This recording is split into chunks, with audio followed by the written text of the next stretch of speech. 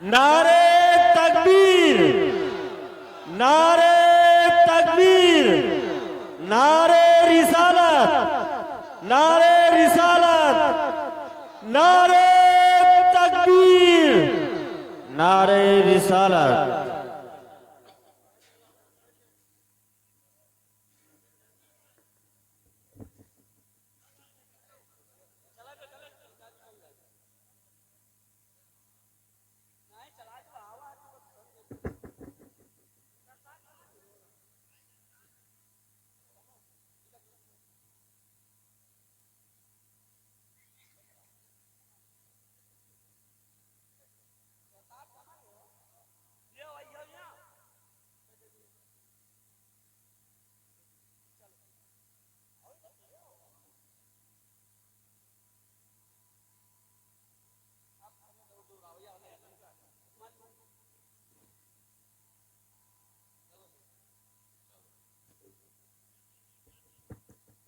बैठ जाओ आप लोग, बैठ जाओ सब कोई। औज़ु बिल्लाहि मिनश शैतानिर रजीम, बिस्मिल्लाहिर रहमानिर रहीम। आइए सबसे पहले हम और आप मदनियों ताजदार यतीमों बेओं के गुमसार सब्ज़ गुंबद में आराम फरमाने वाले दाता, काली कमली वाले आका महबूब परवरदिगार अहमद मुस्तफ़ा जनाब मोहम्मद मुस्तफ़ा सल्लल्लाहु तआला अलैहि वसल्लम की मुक़द्दस बारगाह में झूम झूम कर दुरूद पाक का नज़राना पेश करें। पढ़िए बुलंद आवाज़।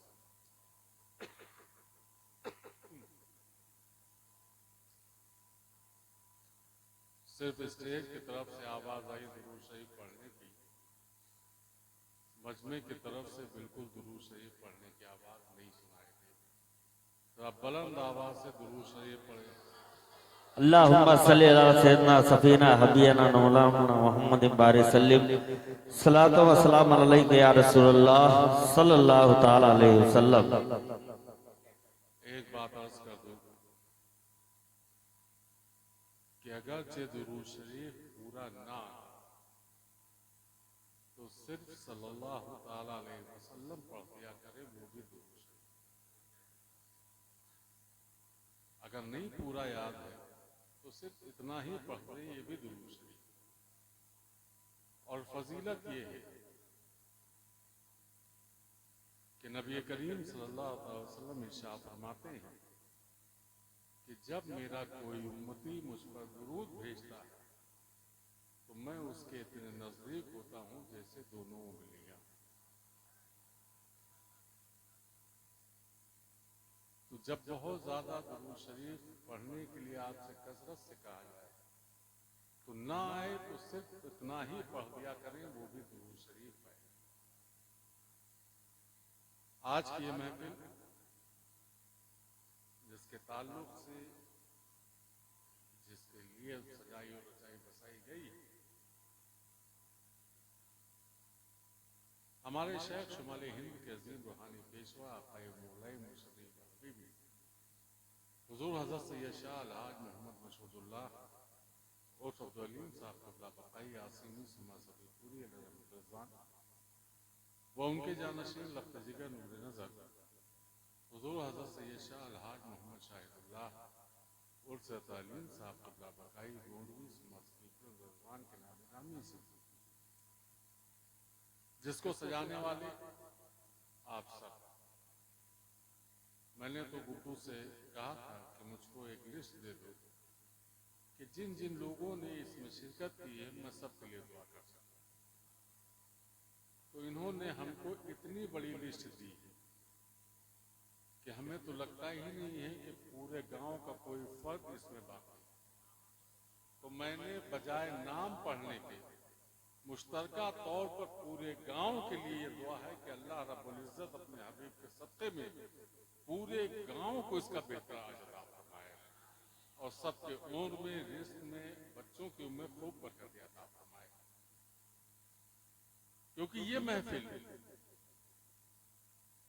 जिसके लिए मेरे आका इरशाद फरमाते हैं कि ऐ सहाबा, जब कभी तुमको मौका मिला करे तो जन्नत की क्यारी के हिस्से में बैठ जाए। साहबा ने अर्ज किया, या रसूल अल्लाह, मस्जिद नबवी के अलावा कहाँ जन्नत की क्यारी? मेरे आका इशा फरमाते हैं, अभी आप हजरत अल्लामा मान नबी साहब आजमी सदर शोबे दरस निजामिया दारुल खाना सफिया कस्बा करने के जिला गोंडा से समाज फरमा रहे थे, वालिदैन की अजमत और बच्चों के नौजवानों के लिए नसीहत। अब मेरे आका इशा फरमाते हैं कि माँ बाप की सोहबत में बैठो, वो जन्नत की क्यारी का हिस्सा। साहबा ने अर्ज किया, या रसूल अल्लाह, जिनके माँ बाप हयात ना हो वो कहाँ जाए? मेरे आका इशा फरमाते हैं कि उनकी कब्रों पे जाके बैठो, वो जन्नत की क्यारी का हिस्सा।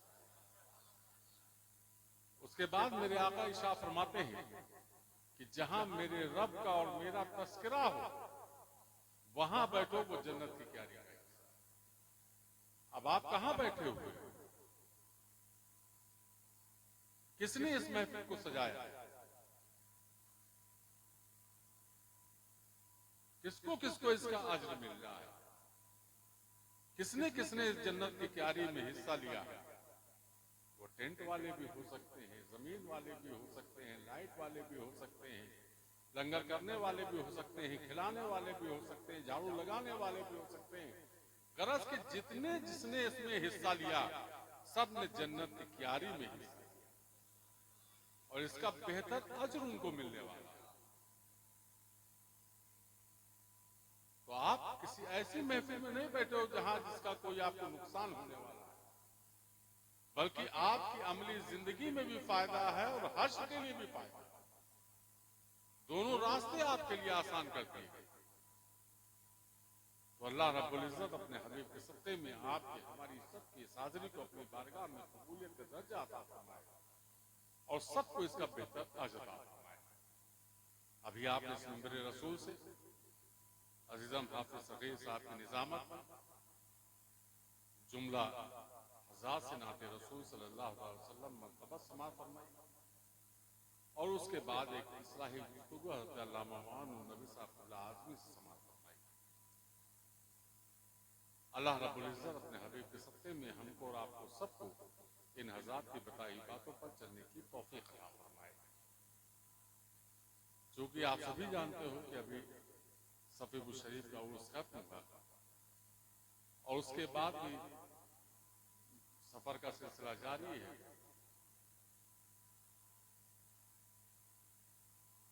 मुस्तकिल सफर की वजह से मुझे सीने में जकड़न हो गई। कल से मेरा हाल ये था कि कल मुझको बहुत तेज बुखार भी था और मैं खांसी के मारे बात भी नहीं कर पा रहा था। लेकिन चूंकि बैसनपुर हुआ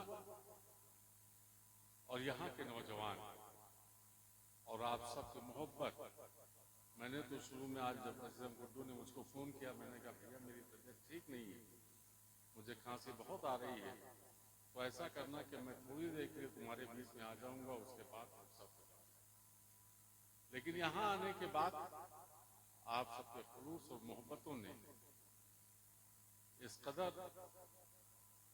हमको एहसास दिलाया कि मैं अपनी बीमारी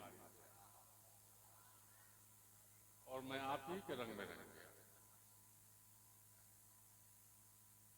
बहरहाल अल्लाह रब्बुल इज्जत से दुआ फरमाए कि अपने हबीब के सदक़े में शिफा अता फरमाए। तो अभी आपने सबने इस्लाही गुफ्तगू समाअत फरमाई, लेकिन एक मखलूक है जो हमारी दाहिने जानिब बैठी, हमारी माँ बहन। हम वहां बैठे थे, हम देख रहे थे कि इधर मिलाद शरीफ की महफिल में हमारे भाई लोग खामोशी से सुन रहे थे और उधर खामोशी का कतई नामो निशान नहीं। आज थोड़ी सी गुफ्तगू मैं उनके लिए करना चाहूंगा और इसमें कोई गुरेज नहीं, इसलिए कि अगर हम लोग इस्लाह नहीं करते तो इस्लाह करने के लिए कोई बाहर से नहीं आए। जितनी भी हमारी माएं बहनें बेटियां बैठी हुई हैं, बहुत कान खोल करके सुन ले कि एक औरत अगर चाहे तो अपने माँ बाप की मग़फ़िरत का असबाब बन सकती है। और कैसे बन सकती है? एक सहाबी रसूल है, वो घर से निकले तजारत के, कारोबार के लिए।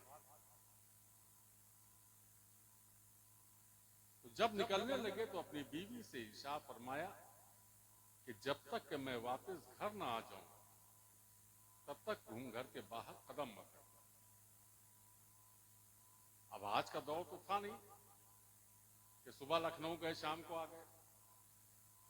वो जमाना ऊंट और घोड़ों का था, काफी काफी दिन लग जाते थे लोगों को आने में वापस।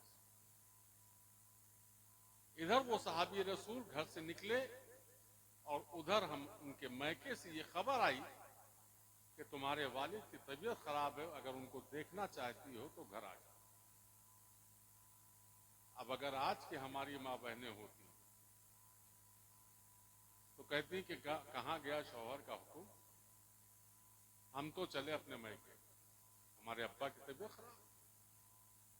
और होना भी चाहिए, इंसानी फितरत है। लेकिन वो मुकद्दस खातून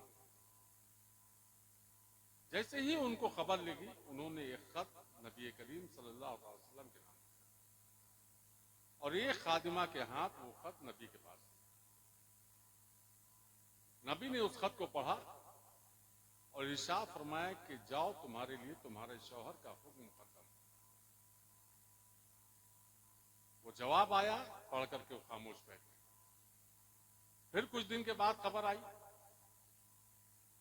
कि तुम्हारे वालिद की जाकनी का वक्त, यानी रूह निकलने का वक्त है, मौत का वक्त करीब है, आखिरी वक्त में अगर देखना चाहती हो तो चली आओ। रोते हुए उन्होंने फिर नबी के नाम खत लिखा। नबी ने फिर इरशाद फरमाया कि तुम्हारे लिए तुम्हारे शौहर का हुक्म मुकद्दम। फिर खबर आई कि तुम्हारे शौहर, तुम्हारे वालिद इस दुनिया से रुखसत हो गए।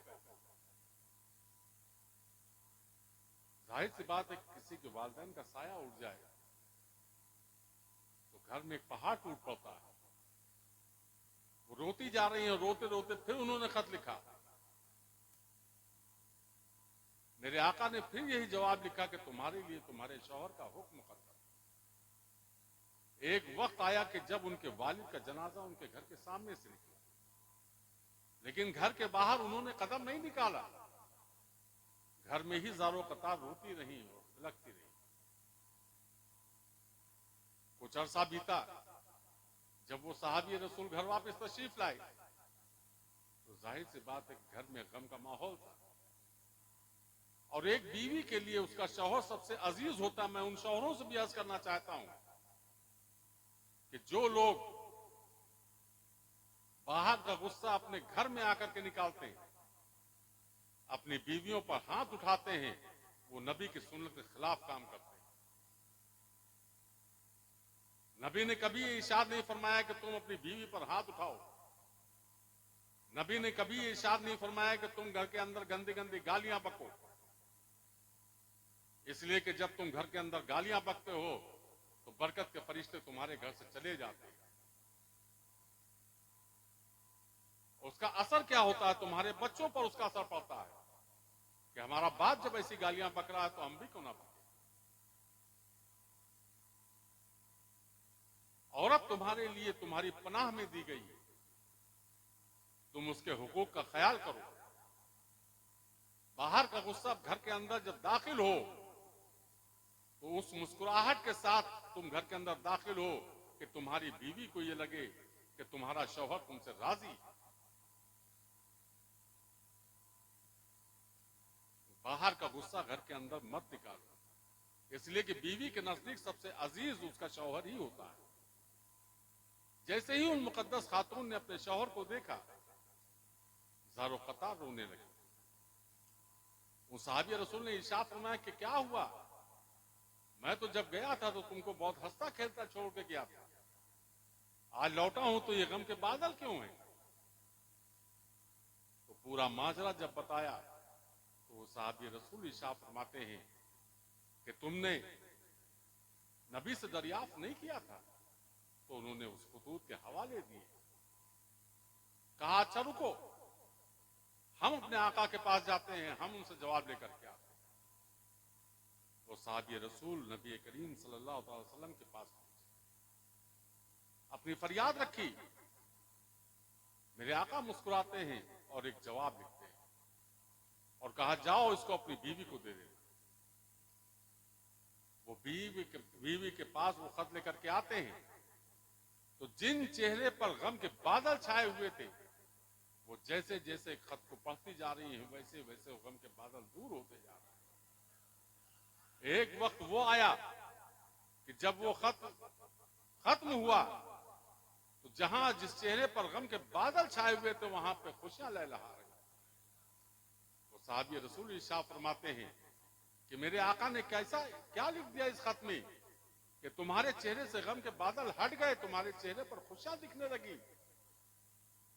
तो वो मुकद्दस खातून जवाब देती हैं कि मेरे आका ने इस खत में लिखा है कि तुम्हारे शौहर की फरमाबरदारी के एवज में अल्लाह ने तुम्हारे माँ बाप की मग़फ़िरत फरमा दी है।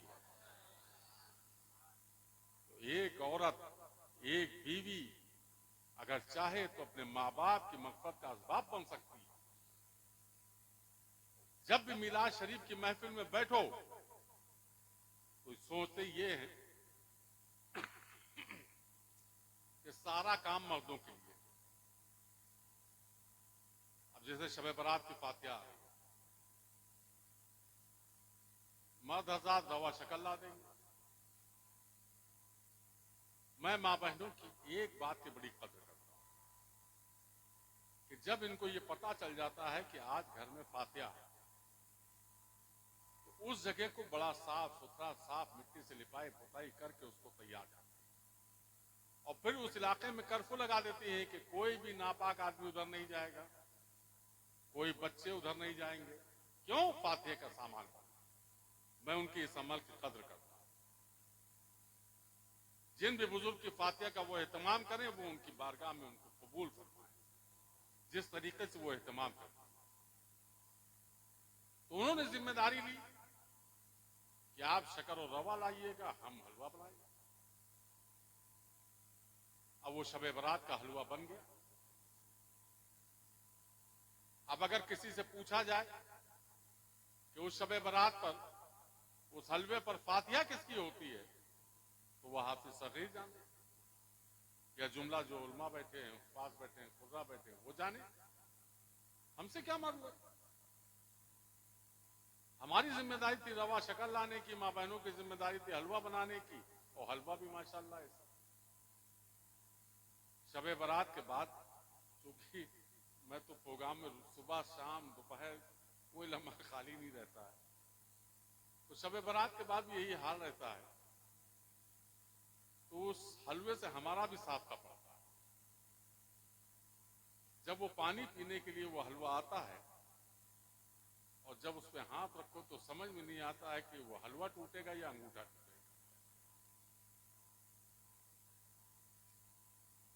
अच्छा, वो बनाती इसलिए ऐसा है कि उन्हें रमजान शरीफ तक उसको लेके चलना है और अहबाब में भी बांटना है। इसलिए वो हलवा, मैं ये बात सिर्फ अपनी माँ बहनों की इस्लाह के लिए कह रहा हूं। हमारे असलाफ ने इरशाद फरमाया कि जो फातिहा का हलवा बनाओ वो इतना मुलायम होना चाहिए कि उसको 80 साल का एक ज़ईफ इंसान भी आसानी से खा सके। बाकी आप बांटने के लिए, अहबाब के लिए, रमजान शरीफ के लिए चाहे जैसा हलवा बनाओ, लेकिन फातिहा के लिए बहुत मुलायम हलवा बनाओ, चाहे कटोरे में बना लो, फातिहा भर के लिए बना लो। क्यों? उस हलवे पर फातिहा होती है सरकार सैयदना हज़रत वैसे करनी रज़ी अल्लाह ताला। और क्यों उस हलवे पर फातिहा होती है? सरकार सैयदना हज़रत वैसे करनी रज़ी अल्लाह ताला अन्हु की वो ज़ाते पाक है कि जिन्होंने कभी नबी को नहीं देखा बज़ाहिर और नबी ने कभी बज़ाहिर उनको नहीं देखा, लेकिन वो उनको देख रहे हैं, वो उनको देख रहे हैं। और कैसे देख रहे हैं वो भी मैं बता दूं। आज हमारा आपका मिजाज ये है, कोई दौलतमंद है और अगर कोई गरीब है, चूंकि गुलाम वाला काम तो खत्म हो चुका है, तो हम गरीब और अमीर आदमी में फर्क समझने लगते हैं। अभी कोई बड़ा आदमी अपने छोटे से गरीब आदमी से कोई मदद मांग ले तो बड़ी दिक्कत हो जाती है, और छोटा आदमी अगर बड़े से मदद मांग ले तो उसकी गरज फंस जाती है। लेकिन उस दौर में सरकार सैयदना हज़रत से करनी रज़ियल्लाहु ताला अन्हु कौन इशारा फरमा रहा है? जो पूरे कायनात के मालिक मुख्तार,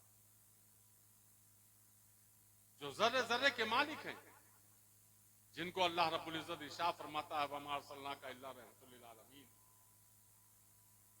पूरी जहान के लिए रहमत है। वो जो चाहे वो कर सकते थे, लेकिन बताना था कि जब मैं ऐसा हूं तो मेरा गुलाम कैसा, ये भी मेरी उम्मत जान ले। बुलाते हैं कि ए उमर, ए अली आओ, ये मेरा पैरहन लो। तो सऊदी में तोप पहना जाता है उसको पैरहन कहते हैं। कहा ये मेरा पैरहन लो। और कर्न एक मकाम है मुल्क शाम में, वहां मेरा एक आशिक रहता है जिसको उवैस नाम है, उनको ये मेरा पैरहन देना और कहना कि इसको पहन करके मेरी उम्मत की मग़फ़िरत की दुआ मांगते हैं। कौन कह रहा है? और कितना कीमती गुलाम है वो, कितनी बड़ी सरमाएदारी है उनके पास, बज़ाहिर कभी देखा नहीं, और कीमत इतनी बड़ी। आप सरकार सैयदना वैसे करनी के बारे में खलीफे दोम हज़रत उमर फारूक रज़ियल्लाहु ताला अन्हु मौलाए कायनात इरशाद फरमाते हैं, या रसूल अल्लाह, मैंने भाई उवैस को कभी यहां देखा नहीं है, हम लोग वहां जाएंगे पहचानेंगे कैसे? कहा जब तुम कर्न जाना उनके बारे में पूछना तो वो जंगल में बकरियां चरा रहे होंगे और रब की कुदरत से उन बकरियों की निगहबानी शेर कर रहे होंगे, और वो मेरा उवैस एक पेड़ के साए में अल्लाह की बारगाह में सजदा रेज़ होगा, और उसकी पुष्ट पर एक काला निशान होगा, वही मेरा आशिक उवैस होगा। अब ये शिनाख्त बताई जा रही है बगैर देखे। इसमें भी तो बहस चलती है कि देखो देखा कि नहीं देखा, लेकिन मेरे आका इरशाद फरमाते हैं, पूरी शिनाख्त बताते हैं कि ये पहचान है उनकी। दोनों हज़रात तशरीफ ले जाते हैं, ढूंढते ढूंढते जंगल में पहुंचते हैं, देखते हैं कि बकरियां चल रही हैं और शेर चौतरफा उनकी निगरानी कर रहे हैं। एक दरख्त के नीचे अल्लाह का वो नेक बंदा, अपने रसूल का चहीता उम्मती, अपने रब की बारगाह में सजदा रेज़ है, पीछे से जाकर के सलाम पेश करते हैं। सरकार सैयदना हज़रत से करनी रज़ियल्लाहु ताला अन्हु घूम के देखते हैं और इरशाद फरमाते हैं, वालेकुम अस्सलाम, और उसके बाद अपने पोटा उठा देते हैं। इरशाद फरमाते हैं कि ऐ उमर, ऐ अली, मेरे आका ने जो तुमको निशान बताए हैं जरा उसको भी तो देखो। खलीफे दोम हज़रत उमर फारूक रज़ियल्लाहु ताला अन्हु इरशाद फरमाते हैं, ए भाई उवैस, हमने तो वो निशान देख लिया, लेकिन तुमको हमारा नाम किसने बताया और किसने देखने के लिए कहा? कहा जिन्होंने तुमको हमारी शिनाख्त बताई थी उन्होंने ही तुम्हारी शिनाख्त हमको बताई। ये है सरकार सैयदना हज़रत करनी रज़ियल्लाहु ताला अन्हु के साथ पाक, जिनके लिए नबी ने इरशाद फरमाया कि मेरा पैरहन पहन करके अल्लाह की बारगाह में मेरी उम्मत की मग़फ़िरत की दुआ फरमाते हैं। ऐसे आशिक जिनकी फातिहा हलवे पर। अब हलवे पर क्यों होती है? आपने सुना कि नबी करीम सल्लल्लाहु अलैहि वसल्लम के दंदाने मुबारक शहीद हो गए, आपने एक दांत तोड़ दिया, फिर जहन में आया कि पता नहीं ये दांत टूटा था कि दूसरा, ऐसे करके मुंह के सारे दांत तोड़ दिए। अब जब मुंह के सारे दांत तोड़ दिए तो कुछ खा नहीं सकते, तो पतला पतला हलवा आपकी ग़िज़ा बन गया। और उसी पर सरकार सैयदना हज़रत सकरनी रज़ी अल्लाह तआला अन्हु की पसंदीदा चीज पर हम शब बरात में फातिहा कराते हैं। तो मैं अपनी माँ बहनों से ये गुजारिश करना चाहूंगा कि आप अहबाब में रिश्तों में बांटने के लिए चाहे जैसा हलवा बनाओ, लेकिन फातिहे के लिए चाहे एक कटोरा हलवा बनाओ, लेकिन वो इतना मुलायम हो कि उसको एक ज़ईफ इंसान भी आसानी से खा सके। अब वो शब बरात का हलवा बन गया, गोश्त रोटी बनी, चावल बना, फातिहा हो गई, उसके बाद खाया पिया, रिश्तेदारों को खिलाया और तान के सो गए। जिम्मेदारी हमारी पूरी हो गई और जो सोया उसने खोया, जो जागा वो पाया। क्योंकि उसके बाद जो रात गुजर रही है वो रात हमारे गुनाहों से माफी मांगने की रात है, हमारे लिए मग़फ़िरत करने की रात है, मग़फ़िरत की दुआ मांगने की रात है, हमारे लिए तौबा, अपने रब की बारगाह में तौबा करने की रात है। वही अमल हमारे भाइयों के लिए भी है, वही अमल हमारी मां बहनों के लिए भी। बस उनको चंद वक्त की छूट दी गई है, लेकिन जितनी इबादत और रियाजत अल्लाह के जितने फराइज हैं वो हर बंदे के लिए, हर उम्मती के लिए। तो ये मत समझे कि हम सब चीज से बरी हैं। तो शब बरात की है, हम अपने रब की बारगाह में हम तौबा भी कर सकते हैं। और बेशक हमारा रब गफूरुर रहीम है, वो इरशाद फरमाता है कि तुम हमको हमारी कहारियत की बुनियाद पर मत जानो, बल्कि हमको हमारी रहीमी की बुनियाद। बेशक हमारा रब बहुत रहम करने वाला है, उसकी रहीमी पर निगाह रखता है। क्योंकि वक्त बहुत ज्यादा हो चुका है, ये इतनी बातें इसलिए अर्ज कर दी कि भाइयों के लिए तो सब कह देते हैं हमारी माँ बहनें पूरी रह जाती, वो तो बेचारी बैठाल दी जाती है मिलाद शरीफ में, और भाइयों के लिए सब बात हो जाती है, उनके लिए हो ही नहीं पाती। तो आज हमने सोचा कि कुछ बातें हम अपनी माँ बहनों के लिए कह सकते, ताकि उनको भी पता चले कि कल उनके लिए क्या है। जब वो अपने रब की फरमाबरदारी करेंगी, नबी करीम सल्लल्लाहु अलैहि वसल्लम की फरमाबरदारी करेंगी, तो कल खातून जन्नत की सरदारी भी उनको नसीब हो जाएगी। जब वो जन्नत में जाएंगे तो खातून जन्नत की हो जाएगी, उनकी सरदारी में जाएंगे। और खातून जन्नत की अगर सरदारी चाहिए तो उसके लिए हमें कुछ ना कुछ करना पड़ता। हम मुहर्रम शरीफ में अपने इमाम को खूब याद करते हैं, करबला शरीफ के पूरे वाकयात को याद करते हैं, लेकिन करबला शरीफ में एक ज़ात पाक वो भी है जिनको हज़रत ज़ैनब सलामुल्लाह अलैह कहा जाता है। वो भी वो ज़ात है कि एक शहादत यौम आशूरा के दिन 10 मुहर्रम को, जहां इमाम अली मकाम के शहादत के साथ वो जंग खत्म हुई है, वहीं दूसरे जंग की शुरुआत हज़रत ज़ैनब सलामुल्लाह अलैह के साथ शुरू हुई है। उसको असीरी की जंग कहा गया है। जो दुनिया में आज हम दीन का डंका पीट रहे हैं, उसमें सबसे बड़ा अहम रोल अगर किसी का है तो वो हज़रत ज़ैनब सलामुल्लाह अलैह का। जिन कारनामों को मेरे इमाम ने उजागर किया था करबला शरीफ में, जिन फराइज को आम किया था करबला शरीफ में, मेरे इमाम ने जिस अल्लाह की वहदानियत का ऐलान किया था करबला शरीफ में, जिस रसूल की रिसालत को आम किया था करबला शरीफ में, उसको लेकर के चलने का नाम हज़रत ज़ैनब सलामुल्लाह अलैह।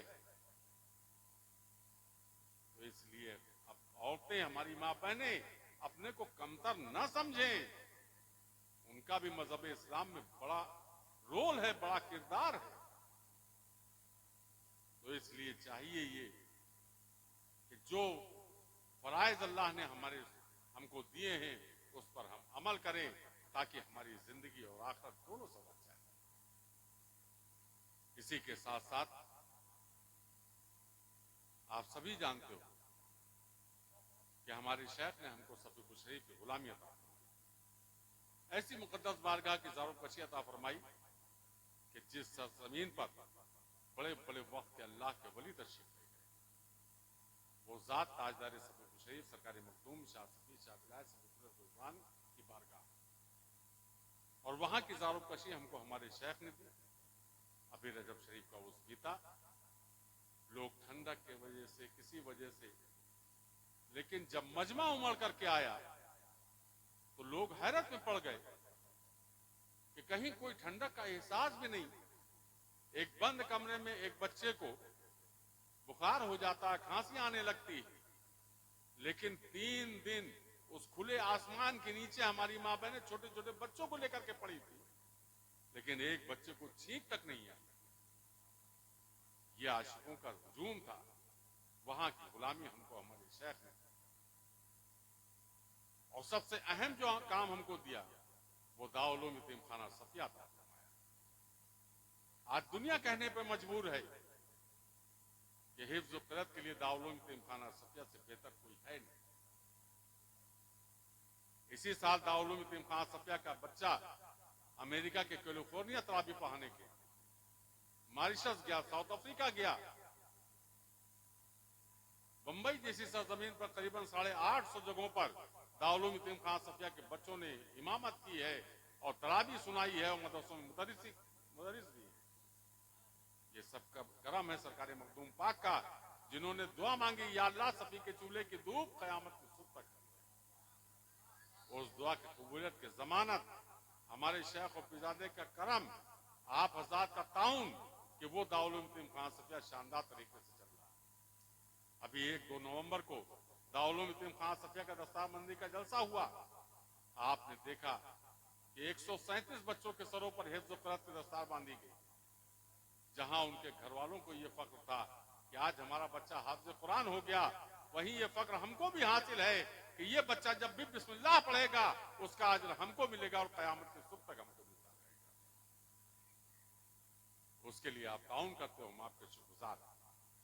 आखिर में एक जरूरी है, आप सभी जानते हो कि 13 शाबान हमारे पीरजादे की मिसाल की तारीख।